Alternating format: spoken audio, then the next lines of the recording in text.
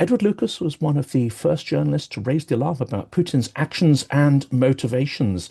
And of course, they have unfortunately proved to be entirely prescient based on where we are now. While most of the world still thought of Putin as someone we could do business with, Edward published a prescient and insightful book in 2008 called The New Cold War: Putin's Threat to Russia and the West.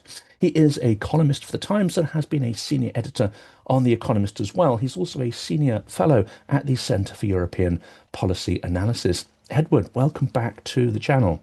Thanks for having me. We're going to jump into some very current issues. And of course, the Kremlin denies its role in the drone flights. Are we entering a phase of implausible deniability as these incursions scale up? Well, greetings from Copenhagen, where I'm in the middle of this row about are these drones real? Are they Russian? And what should we do about them? And I don't think that this is new. We've been used to implausible deniability from the Kremlin side for a long time. Remember that when Alexander Litvinenko was poisoned in London, there was strenuous denials from the Kremlin that they had anything to do with that. We had strenuous denials over the attempt to murder Sergei Skripal with nerve agents in Salisbury in 2018. And so I think the Kremlin always adopts the old principle of admit nothing, deny everything, and make counter allegations.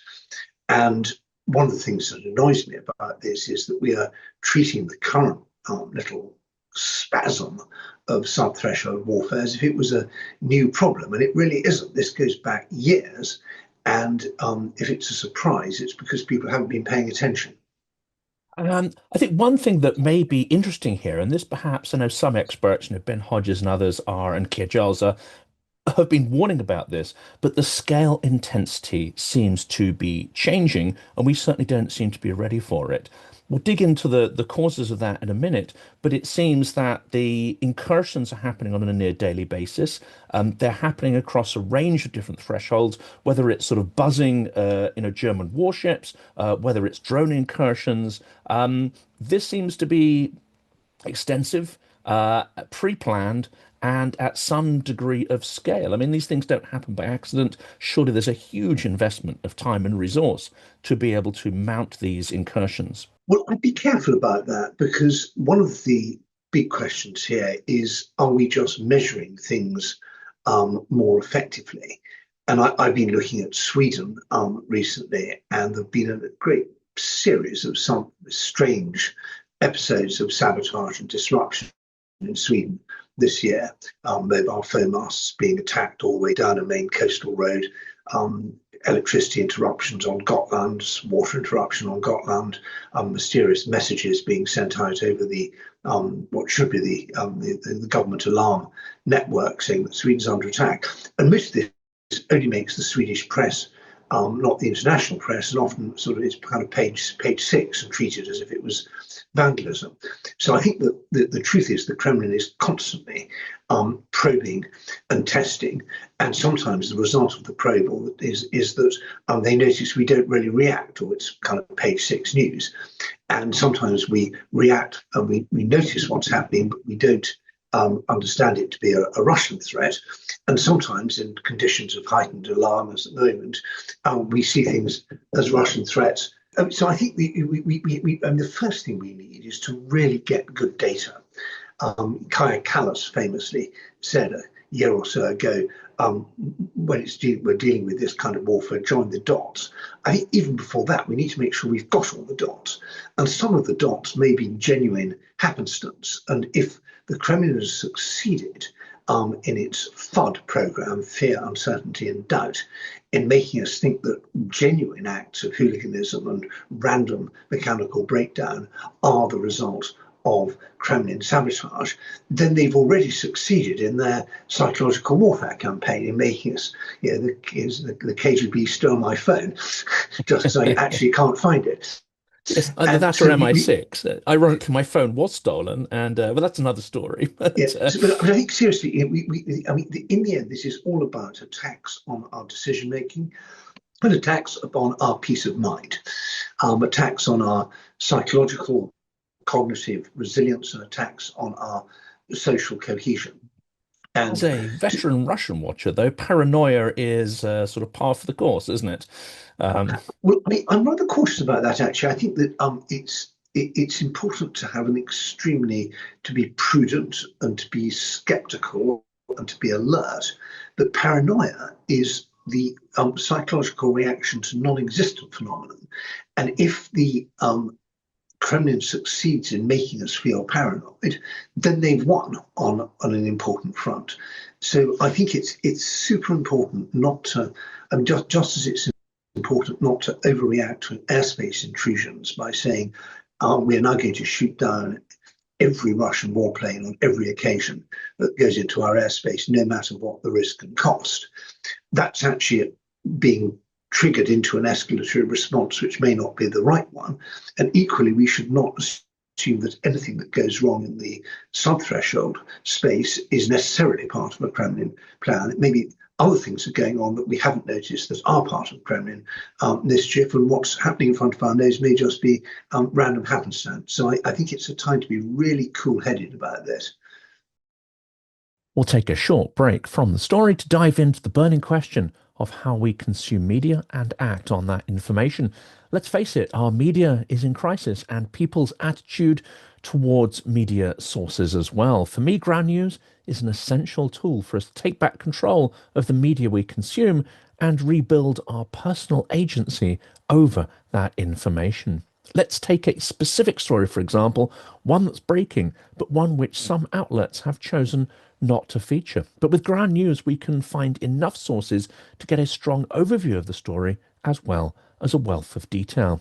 Ground news will show you the biased distribution of coverage. In this instance, the story is covered by more right-leaning publications than left or centre. Some outlets both side the issue, suggesting Ukraine thinks that this is an unacceptable offer. Some go further and explain why it is unrealistic and disingenuous.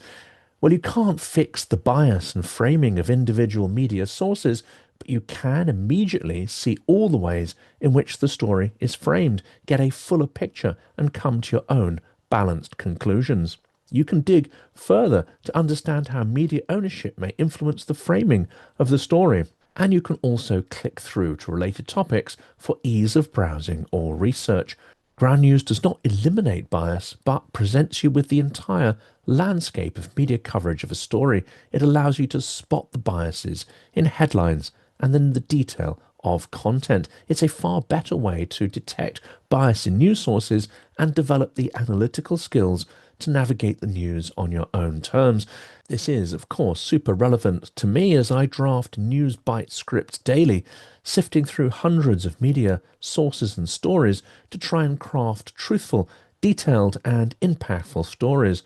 Ground News has become an essential tool in my interaction with media and research workflow. Ground News delivers all the benefits I'm looking for in a news aggregation tool. It helps with information overload. It ensures that sensationalism does not win out over facts and detail, and it can help neutralize the impact of manipulative algorithms. Ground News is an essential tool to relearn how to trust information sources. More than that, trust yourself to curate news content, get value from it, but also to be analytical and critical. Subscribe to get 40% off the Vantage link by scanning the QR code on the screen or using the Silicon Curtain specific link, which is ground.news/silicon. This can also be found in the video description and the pinned comment. When you subscribe, you'll get access to both the website and the app. Of course, Britain is well aware over the last 50 years of its airspace being buzzed by Russian jets, and there are protocols for dealing with that. And often these don't even really make, as you say, the front page, let alone the second page of the newspaper, etc. But there also seems to be two things that perhaps speak to an escalating pattern here.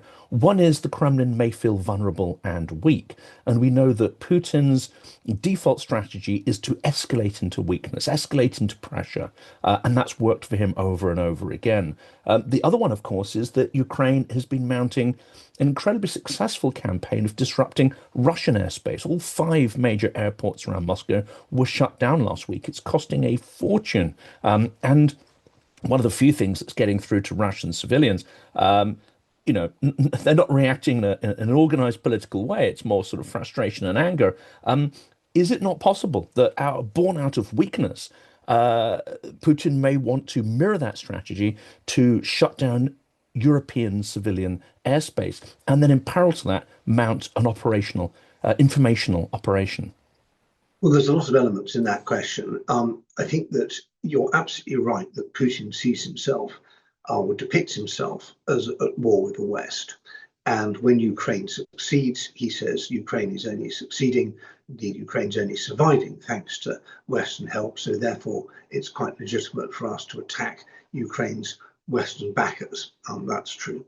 It's also true that Ukraine's had spectacular success in kinetic and other operations inside Russia. And I think that if we are looking for an escalatory response to this, we should probably encourage the Ukrainians to do more.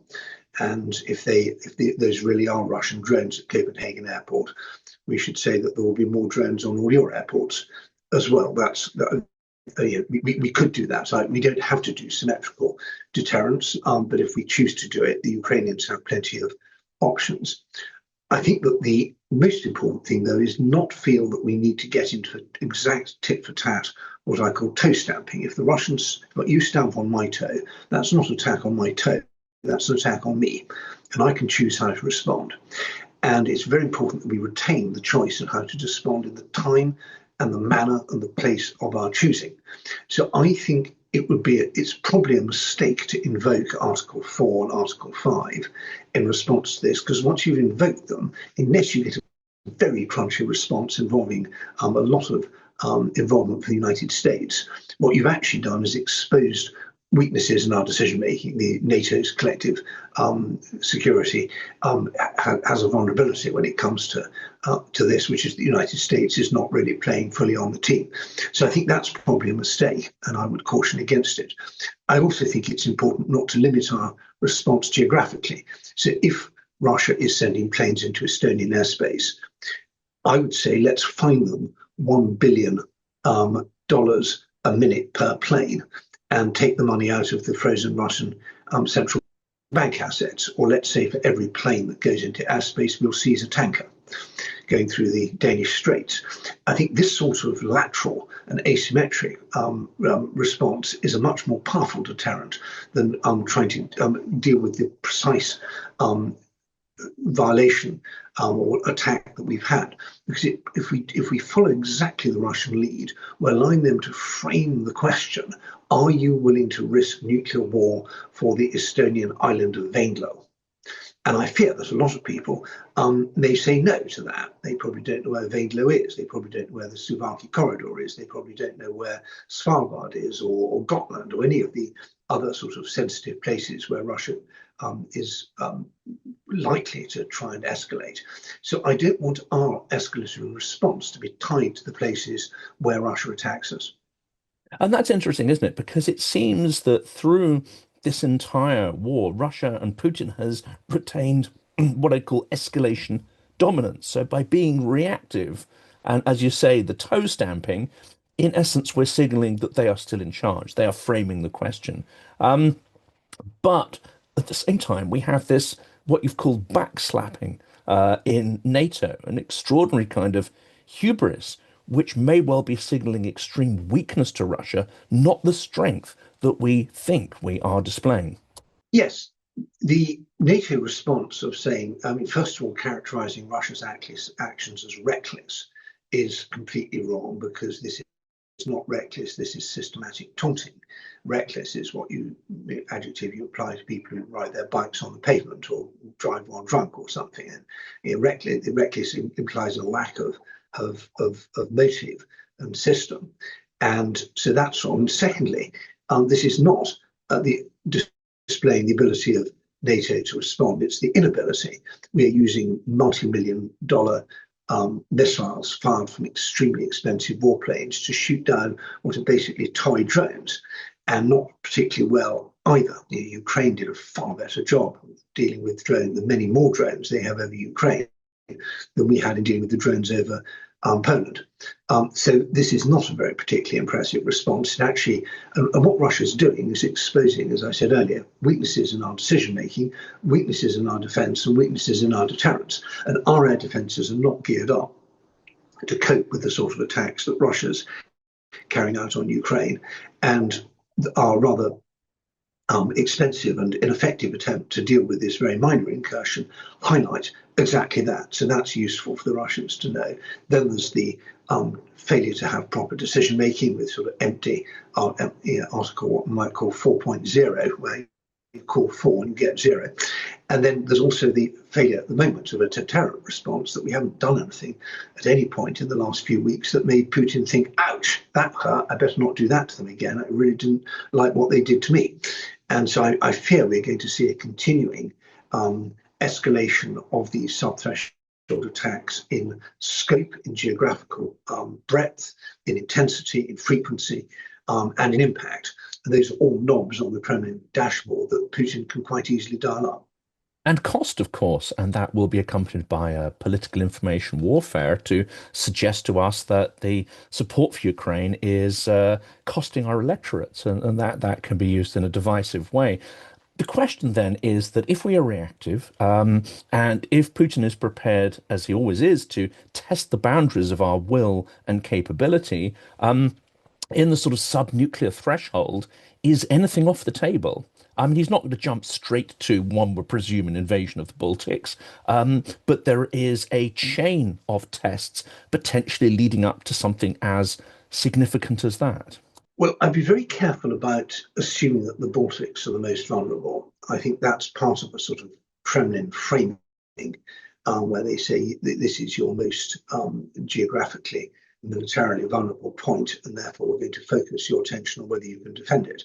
I actually think the Baltics are in a position to fight very hard, and they don't have geographical advantages, but they think about this all the time, and there's a slightly sort of patronising idea that the Baltics will just be taken by complete surprise and be rolled over in 24 hours. I travel there a lot, and I can assure you that's not what's going to happen. I would not want to be in the first, second, third, fourth, fifth, sixth, seventh, eighth, or ninth echelon of Russian troops trying to get into the Baltic states. And they also have considerable firepower now, with which they can punish Russia at some depth into Russia in the event of an attack, and they also have allies.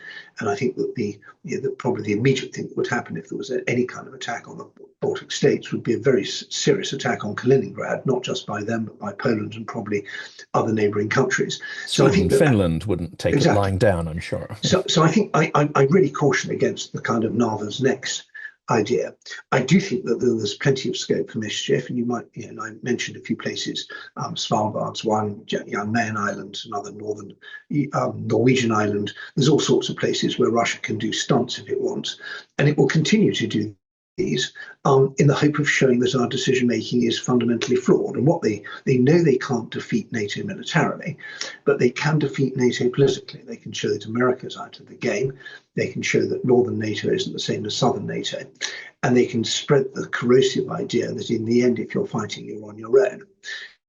And once they can get that idea entrenched, then it becomes easier to do deals with individual countries. They can say, no one's coming to save you, so why don't you do a deal with us, pick them off. That's already we've seen with Hungary and Slovakia, they've got the ability to do those deals, and maybe others. And they also weaken the NATO's planning, because countries start saying, I'm not going to put my troops into my neighbouring country to defend it, I'm going to need them here. So this is a powerful political attack on NATO, which is taking place using military and sub-threshold tactics. This is possibly controversial, but it seems to me at least that Russian reflexive control has been working rather well, especially in the US during the Biden administration and during the Trump administration. Is the speech given by Trump, and of course his recent posts, indicating quite a fundamental shift in narratives? if this is perceived in the Kremlin as a loosening of their reflexive control, how might they try to tighten it up, let's say? Well, reflexive control is not a precise art, and Trumpology is like criminology. It's not a precise science. I'm very cautious about trying to speculate what goes on inside President Trump's head and what ways it may be influenced. I think the fundamental point is that he is quite dissatisfied with Vladimir Putin. He is more impressed than before with the Ukrainians, but there seems no sign of serious military aid to Europe or to Ukraine. It's going to be arms sales from now on. And there's no sign of serious sanctions on Russia. There's a very good sanctions package, but it's stuck on Capitol Hill.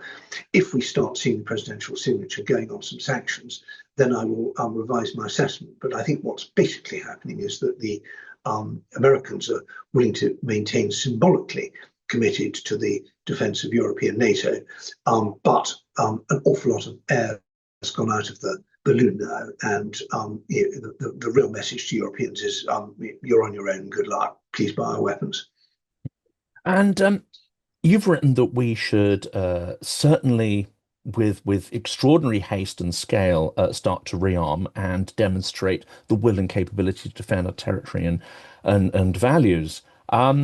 Do you see that will? Do you see that urgency now? No, And no, what? I No. don't. I mean, we're still talking about it. I'm trying to get a rearmament bank off the ground for Europe, which has been like a kind of EBRD for defence, and yeah, there's several other proposals knocking around as well. And then in all of them, where people are sort of taking a leisurely look and saying, well, get back to you in couple of months' time, and the interesting proposal. Thanks very much. So we have a peacetime mentality all over Europe.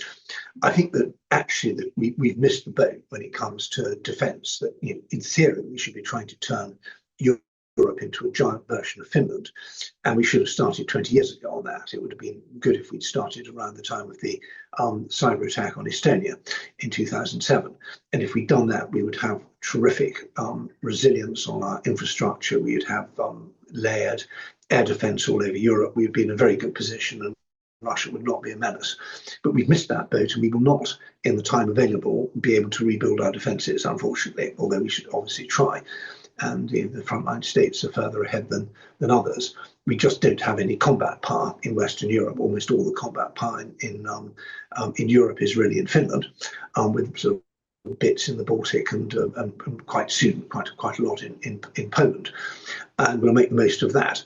But without the Americans, our defences are basically a shell, and we can't fight a long war without the Americans. So that puts a huge reliance on our deterrence, and that's I think what we can work on quickly. But again, it's not 5 minutes to midnight; it's 5 minutes past.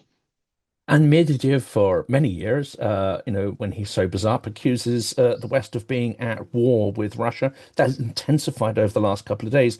In fact, should we be acting and thinking as if we were at war with We Russia? are. Yeah, I mean, we are. I mean, I would argue that this. I mean, I think this goes back to the 90s. It's not really. I mean, it's a kind of what we might call it aggressive friction. But Russia fundamentally can't live at peace with its neighbours, and those neighbours include countries that we really care about. And if they fall under Russia's domination, like Belarus did in the 90s, then that produces more neighbours that Russia can't live at peace with. So this is a fundamental challenge to the security order that keeps Europe basically safe, free, and prosperous. And it started. It's no good saying what happens if. It's happening right now. These are profound attacks on our decision making, which are so far succeeding. So I mean, I bang on about this, but we need a great deal more urgency, and I just don't see it at the moment. And they're, of course, conducting or attempting to conduct sort of regime change through informational means, as we see in Moldova and so on. I mean, the question here, and I know you have to rush, you've written compellingly here, and we've talked about this.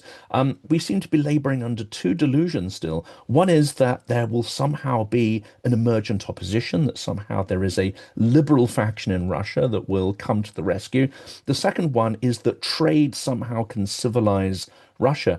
It seems to me, and in talking to Russian academics and dissidents, that these are two extraordinary delusions and very dangerous delusions at that. I don't think we should spend any time talking about them, really. There is only one Russian opposition. It's called the Armed Forces of Ukraine. That's it. And has it been a disappointment to you to see how some of the sort of so-called Russian opposition have been behaving? I mean, one of the primary demands that those who consider themselves as opposition politicians is to focus on visas for Russians and removing sanctions on the so-called Russian people. It's extraordinary. I don't think we should spend any time talking about this. If the only thing to do as a Russian who loves Russia and wants Russia to be join the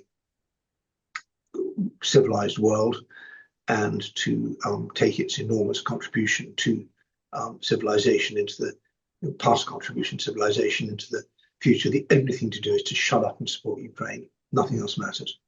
The last question then, and always end on Ukraine. What more should we be doing? Britain does a lot, but I get the impression after my recent visit, there is a lot more we could and should be doing. I mean, just give them money. Yeah, the Ukraine is producing a huge amount of it, and perhaps 40% of the weapons it needs already, and that's a growing number. The main constraint is money. Friedrich Merz has come out with an excellent statement of support for seizing the frozen Russian central bank assets and using them as collateral for a loan to Ukraine. And we have sitting here in London, 2.5 billion from Chelsea Football Club, the forced sale of Chelsea Football Club, which the government still can't manage to get its hands on to help Ukraine. So, as I said, we still have a peacetime mentality. We do what we feel what we can, not what we know we must. And the result is that hundreds of thousands of people are dead, maimed, traumatized, bereaved, and displaced. And the bill for all that, and the bill for the enormous dangers that now await us, lands squarely on us. And that's a powerful place to end. Edward, thank you so much for coming back on the channel, especially at such a crucial time and with such incredibly strong and powerful messages and insights into our current situation. Бажаємо міцного здоров'я. Ми бійці батальйону безпілотних систем Black Raven 93-ї бригади Холодний Яр виконуємо бойове завдання на Константинівському напрямку в Донецькій області. Для їх успішного виконання наш підрозділ має потребу в пікапах для виїзду особового складу на позиції, евакуації, своєчасного підвозу боєприпасів, дронів та обладнання в район ведення бойових дій. Звертаємося до YouTube-спільноти Silicon Curtain та Джонатана особисто з проханням допомогти підтримати збір, а також до Car for Ukraine та Бандера Мобіль з проханням допомогти з купівлею, підготовкою та доставкою авто на фронт. Слава Україні! Героям слава!